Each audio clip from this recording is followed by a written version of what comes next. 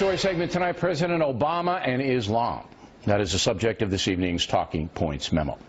Many Americans, including this one, believe Barack Obama's emotional attachment to the Muslim world has hurt the USA.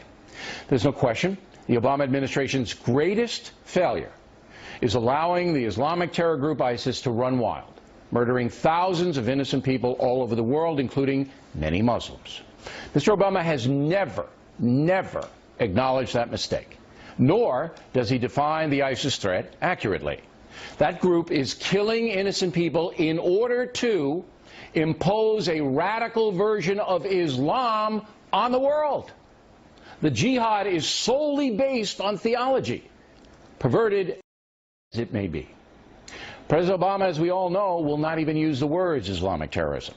Again today, when telling the nation that America will maintain 8,000 troops in Afghanistan, the president did not accurately describe the situation there, putting forth that it was more about politics than Islamic terror.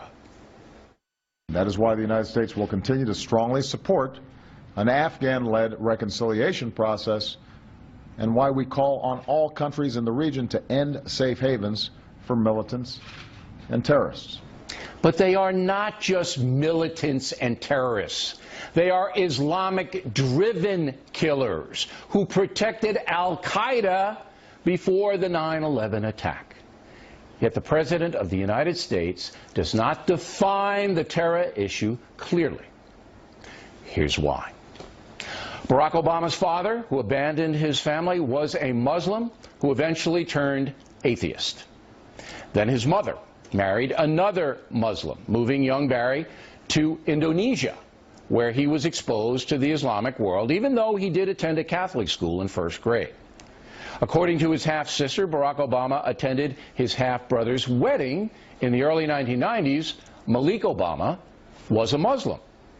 The Factor has obtained pictures, allegedly from that wedding, which we believe was held in Maryland. Details on the ceremony, the exact location, whether the reports that Barack Obama was the best man, are very difficult to verify at this point. What we can tell you with certainty is that Barack Obama has deep emotional ties to Islam. As a boy, I spent several years in Indonesia and heard the call of the azan at the break of dawn and at the fall of dusk. As a young man, I worked in Chicago communities, found dignity and peace in their Muslim faith. Now, to some extent, I can identify with President Obama on the religion issue. As a Roman Catholic, I was appalled when the priest pedophilia scandal broke. There's absolutely no excuse for the Catholic Church covering up many horrendous crimes. However, like Barack Obama, I do make the distinction between the faith and the people who abuse it. The church is not the men who run it. The church is the abiding theology behind the doctrine of Jesus. And the country is the abiding philosophy behind the Constitution. And I think if everybody understood that, you could put it in perspective. But here's where I depart from the president. I went after the American leaders of the Catholic Church with a vengeance. As we now know, the leaders of the Catholic Church in America covered up the sexual abuse. At least some of them did.